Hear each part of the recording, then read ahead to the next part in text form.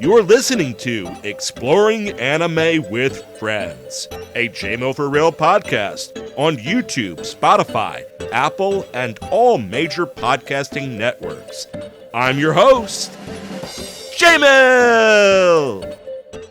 And today's friend is my wife and co-host. How's it going today, Sarah? Hi, everyone. It's going great today. Excellent, excellent. Are you all excited for today's episode of Exploring Anime with Friends? I am. This is a cute one. Yes, it is. Today we'll be diving into the world of Kaliedo Star, a coming-of-age slice of life involving circus and performers, released in April of 2003.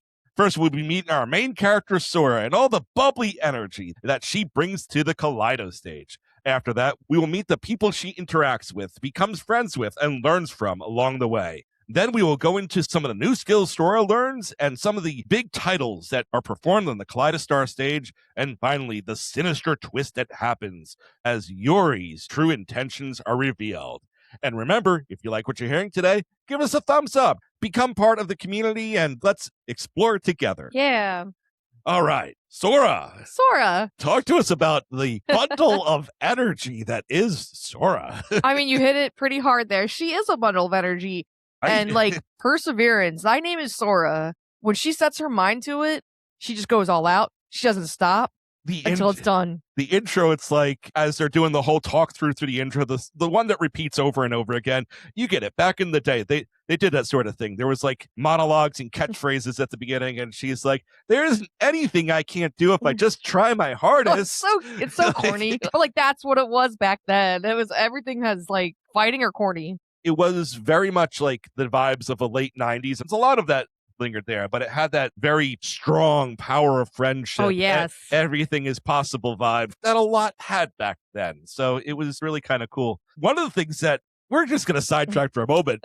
You can watch this on Crunchyroll, but we didn't watch it there. We actually own this one. It was a gift from one of my friends back in the day. And man, the advertisements. It's so hilarious.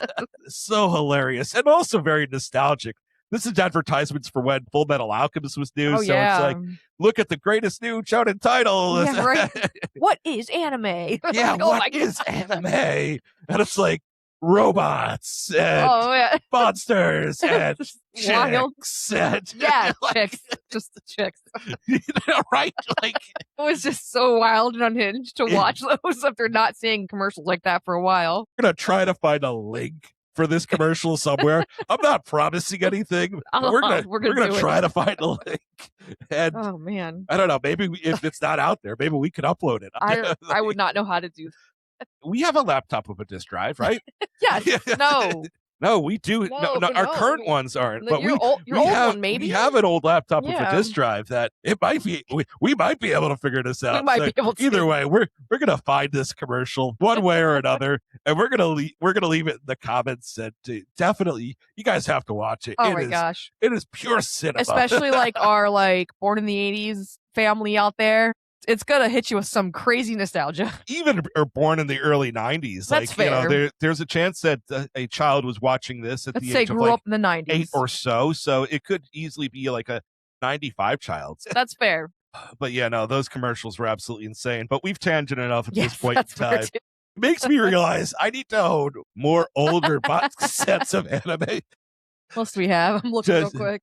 Oh, we have like S-Gride and Kaleido Star from that era. We have pre-tier, but I don't think pre-tier did anything like that. I don't know how Naruto didn't do anything like that either. So like, we don't own enough anime box sets. We don't. You're right. Yeah, we should have that whole like wall and behind you decorated with the anime box sets that we own. That's a window, though. We need that window. We're having fun here. Okay, we need to get back talking about Sora. Yeah, we need to get okay. Sora's got a dream she's had since she was a little girl. She wants to be part of the Kaleido stage. The Kaleido stage is this big, awesome, amazing circus act in America. She's from Japan, and that is just her goal and her dream. And gosh darn it, she went after it. She made a deal with her parents. When auditions came up, when she was old enough to do it, go to California, where the Kaleido stage is. She would try out, and if she didn't make it, she would just come back home and be resigned to whatever stageless life that would be. So she comes over to America. She's looking for directions, and she stops for a moment and sets her bag down. And at that point in time, there's a guy there, and she later finds out that it's Kalos, the head of Kaliedo Stage. And he's like, "Oh, wow, what impressive thighs and hamstrings or whatever." Literally puts his hands on her. But he comes across as a first-class creep, Weirdo. which he's not. He's just like, he is a weirdo, like yeah. stage weirdo. He doesn't have any presence about him that what he's doing could possibly misinterpret it, because he's checking her out like she's a thoroughbred horse. That's what he's commenting on like the muscle mass of her thighs, for crying out loud. That's not normal behavior. So she jumps away from him for a moment, and it's long enough for someone to steal her bag. Yep. And she starts chasing after. Like, the whole chase scene was ridiculous. Running. Some little kid goes, "Here, lady, take these," and throws her a pair of rollerblades. And just miraculously, they're on her feet. And she just throws them on. She's got, like, how? And suddenly she's going after this guy. Yeah. And eventually she gets him. She pins him down. And she's taken to police station because reports need to get filled out. And she's like, "But I need to get to the Kaleido stage because my audition." The audition is that day. So Mr. Policeman's like, "Oh, I'm going to help you, little girl." I love Mr. Policeman. We love Mr. Policeman. He's our favorite. Who, by the way, his name is Jerry. His name is Jerry. Spoiler alert, because you don't get that till way late. We're watching the first 19, 20 episodes, and he's just called Mr. Policeman the whole time. Finally, episode 21, 22.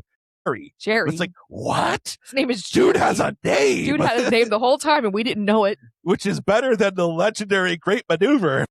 Stop. Oh, no. It was fun. It was that quirky humor, power of friendship, power of belief, personified in a character who's just wanting to perform on the stage. And she gets there, and she aces the auditions, right? Yeah. No. She's late. Ooh. As far as everyone there's concerned, auditions are closed. Yeah. You missed your ticket, kid. Yep. And Layla, the star, makes that pretty clear to her. Yeah. So she is moping around and slowly getting out of there. And then something happens. They're getting ready for their show that very day. And one of the people gets hurt. Yep. Someone gets hurt. And Kalos at that point in time walks into the back area. And he's like, you there, girl. Because even though she doesn't work there, as far as he's concerned, she works there. Yeah. He's like, get the costume on. At this moment, you're like, oh my goodness, she's going to get that chance. Yeah. And she jumps on the stage and delivers a flawless performance. On the trampoline. Yep. Flawless performance. Absolutely on the flawless. trampoline. No. No. Nothing works that way. She's trying, but she's not in sync. She's falling on the trampoline instead of jumping. She's on the Kaleido stage, and it's a lot of pressure, and she is not doing well. Yep. Until one cute little girl, because she's dressed like a rabbit, goes, "You could do it, Miss Bunny," or something cute like that. Impossible to hear, I would think, but whatever. And she kind of picks herself back up, and she completes it well. Yeah, she finishes strong. And Kalos has basically decided she's part. Yeah. He doesn't care if it's stepping on any toes or anything. He's like, get set up. You're moving into the dorms. You're a part of the Kaleido stage. And she moves in. And one of the most important aspects of Sora throughout the course of this show, other than her upbeat personality, is her relationship with the Fool. Ooh. So the Fool is a spirit of the stage, and only very specific people can see him. And he doesn't quite give what those qualifications are. Sora's a noob. And currently, she's the only one that can see this. He's maybe a foot tall, little spirity guy. He's hinted that there's a special maneuver thing, but she's not ready for it. Because if he tries to tell her what it is, she will literally kill herself trying to do it. The legendary Great Maneuver. The legendary Great Maneuver. No joke on this one. You guys are all waiting for Sarah to jump in and correct me. No, that's what it's called. For me being facetious here. No. This is the legendary Great Maneuver. Yeah. Shows up later on in the season. It does, but it's the final mini arc of the season. We'll spoil that for you, but we're not talking about it at all today. I'm just making fun of the name. But yeah, so that's the Fool, and she's the only one that can see him, and she's kind of tried to test it. You guys don't see this? Okay, never mind. No, cool. Yeah, trying to make it not like she's crazy, but it's very significant that she sees him. Incredibly significant. He has tarot cards that he tries to use to make things better, not settle things, but always kind of leaves things in the air. Gives her a chance to really think about what's kind of going on. Because he knows that she's someone who can alter destiny. Yeah. That's really what it comes down to. Because she has her personality is one that leans towards that. And throughout the whole thing, you actually see how she overcomes one of these obstacles after another. Oh, yeah. Like the death card even gets pulled on her at one point in time. So her personality slowly starts to win over one after another and starts to get her more challenges because she can rise to the challenge, because she's just not determined. Yeah. She actually has a body that can learn to do these tricks and maneuvers too. Mm-hmm. So she is Prodigy-esque. Yeah, definitely. It's just she hasn't been refined up to this point in time. She's probably someone who could have already been a legit stage performer by the age of maybe 10, for all we know, if she had the proper training, but her parents didn't want that dangerous life for her. They did give her the training. Like, she can do the things. She did gymnastics and stuff like that. Yeah, it was all mundane compared to all this stuff with trapeze and trampolines and stuff like that. And her try-hard attitude and her positive, upbeat nature starts to draw friends to her. Yeah. Should we talk about Ken first? Ken first. Oh. Ken and his doe eyes whenever he looks at her. He loves her. He wants to kiss her, maybe. This isn't that kind of anime, but he wants to hold her. He wants to marry her. Definitely. I mean, definitely wants to be with Sora. Like, he talks about, it's like, our family someday.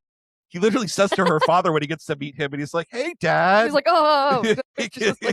He is not hiding anything, but she is so oblivious. Oh my goodness. We're talking like Natsu level obliviousness. Wow, it is not true. The worst part about it is, like, there's one episode where it's kind of like, "Oh, it must be great to fall in love." Yeah, she's all like talking about like wanting to fall in love, and Ken's like, "I'm right here." Their relationship is beautiful too, because he's really always there for her. Like, there's nothing toxic about it whatsoever. Wow. It's very innocent. It's very wholesome. Yes, absolutely. And he encourages her a lot when she's feeling down, because she'll be like, "Maybe I can't do this." And then he'll be like, "No, you can do this." Like, he's the angel on her shoulder when she's listening to the demon. He is. They're adorable. I ship it. I ship it. But Autumn loved this, by the way. It's good for 10-year-olds. Yeah, no, very good. But we're talking about the friends right now. And we're talking about Anna and Mia, the first ones that accept her and realize that Sora is kind of special. Talk to us a little bit about them. So at first they were both like, how is she getting a job when she came late? Like, even Layla doesn't want her here, like that kind of thing. But like you said, Sora, for an episode. For like an episode. Sora just kind of grows on people, and they realize she's not bad. She's kind of nice. We should hang out with her. And they do. They have fun. They train together. They practice together. And it's just this great little Three Musketeer trio. They also grow together. Yes, absolutely. Because you're actually watching the growth with all of them throughout the season. They get to perform a very special semi-lead role in one of them together. And we'll cover that when we talk about the third point, plays and everything that they do together along the way. But as it's going along, you're actually seeing them all pick up different skills together. Mia actually writes a play for Kaleido Star. Oh, yeah, no, it's great. So you get to see that growth, and you get to see Sora eventually get to a point where she is being in lead roles alongside Layla Hamilton. Talk to us about Layla. Ooh, Layla is the Ice Queen. She is. She just doesn't tolerate people that don't approach the craft with the same serious heart and momentum that she does. And frankly, Sora looks like somebody who doesn't care. She shows up. Even though she does, but you're right. She misses auditions completely. She shows up late for her first practice that she has to do. And time again, she is involved in more things going wrong than right.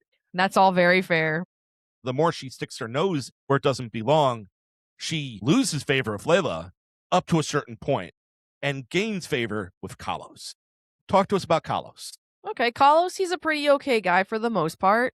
He keeps his distance, though. He's the guy in charge. He can be blunt sometimes, like, well, if you're not going to do this, then you don't have to, like, that kind of attitude. But he's keeping it all going. But also kind of cryptic at times. Oh, yeah, for sure. Learn to do your role. And it's like, but what's my role? And he's like, you need to find that out. He doesn't actually give the instruction when you feel it's sometimes needed. But then after they learned a lesson, many of the times you feel, wow, that was so much better because they learned that. Mm-hmm. And then other times you feel, wow, you're just kind of a jerk for not saying something so obvious early on. For not specifying at least a little bit. But he wants them to solve and figure out their problems, whether that is for better or for worse. Mm-hmm. That's his style. Yeah. I guess it can work in real life, but I don't know. I don't know. I really like guidance myself. Like, show me what to do and how to do it, and I will try to do that. I can find some situations in which it would be good in real life, but it does work with Kalos and Sora, and he helps bring her to new heights as a result of it. We could talk on and on about a lot of different other characters. I don't know if there's anyone you want to talk about, but our names are both in the show. There are characters named after us in the show. Oh my gosh. So it's, I feel like we have to cover. Oh, there's Jonathan Sale. Jonathan Sale. British martial artist Sarah. I don't even know. Pull Jonathan Sale in. Come on now. Just bring in Jonathan Sale. Jonathan Sale needs to be a part of this. This was also a gift from one of my friends. We'll take a picture of Jonathan Sale and put him as part of the show art. Basically the RA of the dorms that they all live in, Sarah, and she does karate and and sumo wrestling. She is a jack of quite a few trades. A crazy character. She's funny. She's doing so much while being like the dorm RA. I just like, she's a funny character. She is definitely a side character that makes you laugh and makes you wonder why she's there at times. Oh, yeah. We wouldn't have talked to her if your name wasn't Sarah. Yeah, we probably would have skipped her. Yeah, we would have skipped her, but we probably would have mentioned Jonathan Sale either way. Yes. Because Jonathan Sale kind of becomes the mascot of Kaleido Stage as a result of Sora rescuing him. And trying to hide him. I don't know how you hide a baby seal. Right. She didn't do it well. A gluttonous baby seal. You know how much food baby seals eat? Yeah. A lot. I mean, I'm guessing they probably based that off of what a real one would eat. I don't know. I would assume some of it's truly. She ended up having to get a whole second job just to get food for this little guy. Yeah, which eventually caught back up, and Carlos is like, yeah, no, you can't work 2 jobs. Part of the contract. Yeah. You can't have a pet. She goes back and forth with him, and before we know it, Jonathan Sale has a very, very large area to swim in. But she's not allowed to work the second job to feed him. Kaleido Stage is feeding him. Yeah. But yeah. But it's cute. It's very cute. You know, they eat a lot, and sometimes you need to get a good drink or a snack. And today, you know, once again, we're back with the W. Go to dbubby.com and put in our code 10% off. Exploring Anime 524. Exploring Anime is all in caps. Today, I am drinking the hydrating lemonade. So I love my hydrating lemonade. It does the job well. What are you drinking today, Sarah? I'm also on the hydration drink. Mine's the grapefruit citrus. I'm going to say it every time probably. I usually don't like grapefruit flavored stuff, but this is actually really good. And again, Autumn liked it, and I was really surprised by that. We enjoy that, and it's just a cleaner alternative. Energy drinks as a whole, even though we're both drinking the hydrator today. And it's functional as a hydrator, too. It's good. So yeah, as we said before, you can watch us on Crunchyroll. Check it out there. And if you've stayed this long and you've listened to this much so far, hit that subscribe button. Come on now. You can do it. Or comment. Leave a comment. Talk to us. Be a part of the Exploring Anime with Friends community. Some of the performances they do along the way. Talk to us. What was your favorite performance? It had to be Cinderella. The big thing is Mia is picked to be the fairy godmother. Yay, Mia! Sora doesn't have a part, and Anna's just like random person that's there. And she's having a lot of trouble with her own part. And the 3 of them come together and come up with this really cool, epic thing. And they go to Kalos and they're like, why not instead of 1 fairy godmother, 3 fairy godmothers? And he's like, okay, set it up and show me what you got. That's his number one. That's his number one, yeah. His number one response whenever something's brought to him is always like, you have a week. Yeah. Or I think one time it was like, you have 3 days. But this time it's a week to like try to protect this really crazy maneuver that basically takes this giant sheet, for lack of better words, as they're bouncing around on the trampolines. They jump over each other and around each other. And then the sheet comes out and it makes the pumpkin for the carriage. And I was like, if that could be executed in real life, which I don't think it could, that would be so cool. Oh, yeah, no, 100% would be. when they actually get the sheets up and it looks like a pumpkin, it then lights up from the inside. You see the face on the pumpkin. Mm-hmm. And as it comes down, Layla pops out of it because she's playing the lead role of She's, Cinderella. of course, Cinderella. One of the things that I thought was cool about that arc also was how it began for Sora. Do you want to talk a little bit about that? Yeah, so she starts out with no role. Her role is to hand out these little light up wand things to the kids in the audience. And she's got like giant bags she has to do it with. She's got a little costume she's got to put on. But she was really discouraged at first by it. Like, what the heck am I doing? I'm literally the only one that you didn't call on to have an actual role. And in typical Kalos tradition, it's like you need to figure out how to get those wands out to everyone. Everyone. During the intermission. Yeah, during the intermission.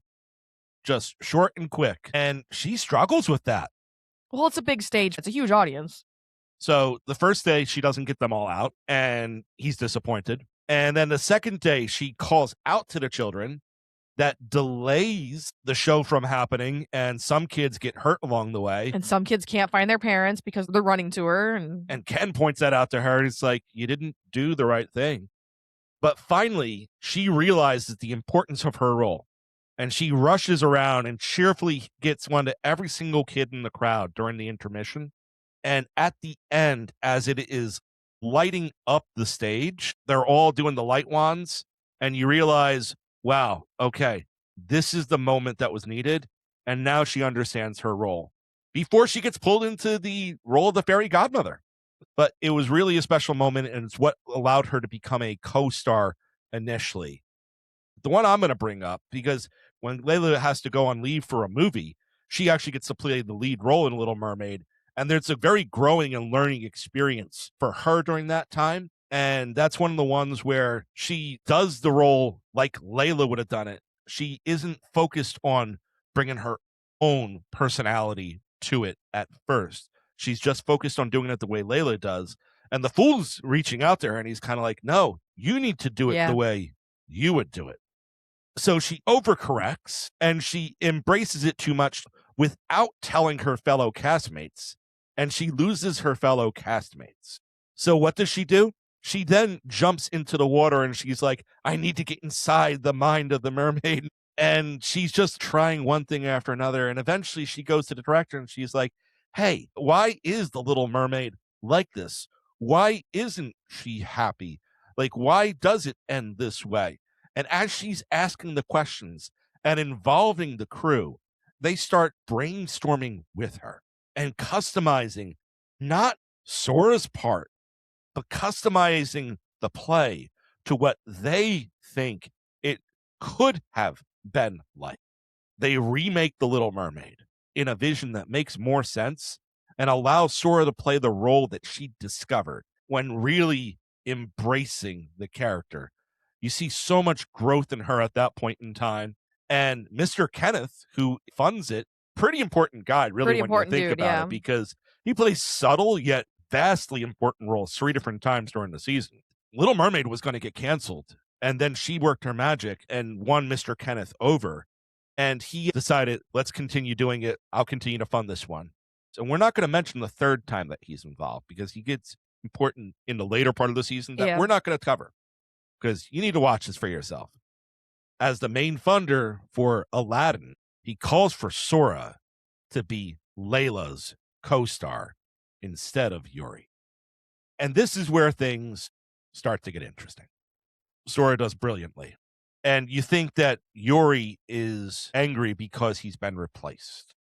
But it goes so much deeper than that. Tell us what Yuri starts to do, and the more importantly, why he starts to do it.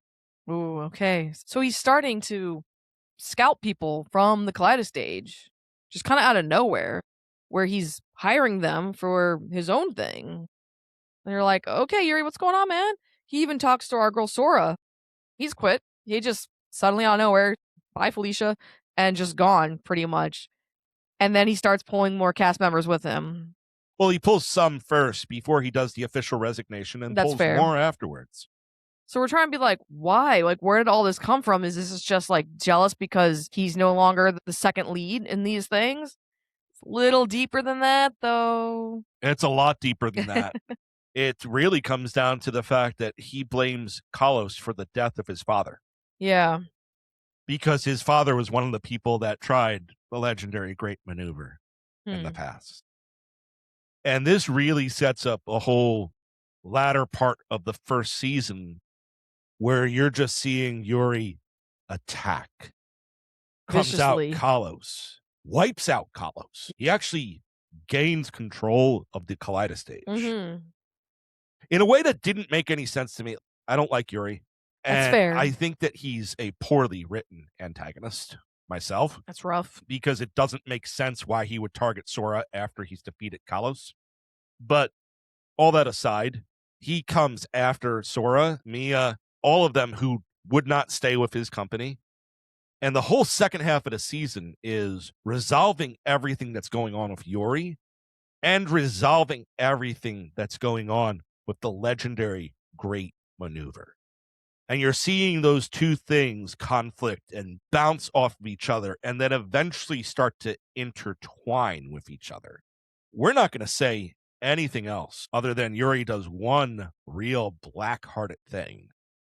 When he hears that Sora and Layla want to work on it, he books them for the legendary Great Maneuver for the Kaleido stage. Whether it was to prove a point, whether it was to actually get both of them killed, we'll leave that up to speculation. I think we're just going to leave them at that, right? Yeah. I don't think we should push it farther. It leads to a very compelling second half of the season. Keeps you on the edge of your seat. Anything else you want to say? So the Crunchyroll app has it rated at like a 16 or something like that. Oh, yeah, for language. But no, just ignore that. Unless like we watched I think one episode of Crunchyroll, rest on the DVDs. I don't understand why like that needs to get fixed or something. No, it could easily be 10 plus. Like, Yeah, it's not there's nothing in it that should make it that harsh of a rating. yeah, I don't get it. But other than that, yeah, no, it was a fun rewatch for me. It's been forever since I'd seen it. I'd forgotten most of it. It was cute. Yeah, Sora is everything that's right with that era of anime. You have to suspend belief more than you should on something that is so slice of lifey. But Sora is a character that just brings you back to a simpler time of anime, and one that you can appreciate a lot. Watching several of the tricks on stage, it was done nicely. It was fun, and Autumn enjoyed it a lot. Is it my first choice? No. But at the same time, I could see why it probably lands in the top 5 anime for my little girl. That's very fair. So once again, we introduced you to Sora, the main character of our Kaleido stage adventure. Then we got to meet some of the friends that she made along the way, including Ken and Anna and Mia. Then some of the great roles that she did, alongside Layla in Aladdin, by herself as the Little Mermaid, and with Anna and Mia as the fairy godmother. And finally, we went into some of the darker undertones of the second half of the season, including both Yuri and the legendary Great Maneuver. We hope you had as much fun exploring the first season of Kaliedo Star as we have, and consider watching this anime. Bye! So if you like what you heard today, make sure you listen to us on YouTube, Spotify, Apple, or wherever you stream your podcast. Listen to all of our JMill for Real podcasts, and hit us up on social media, like, subscribe, and follow.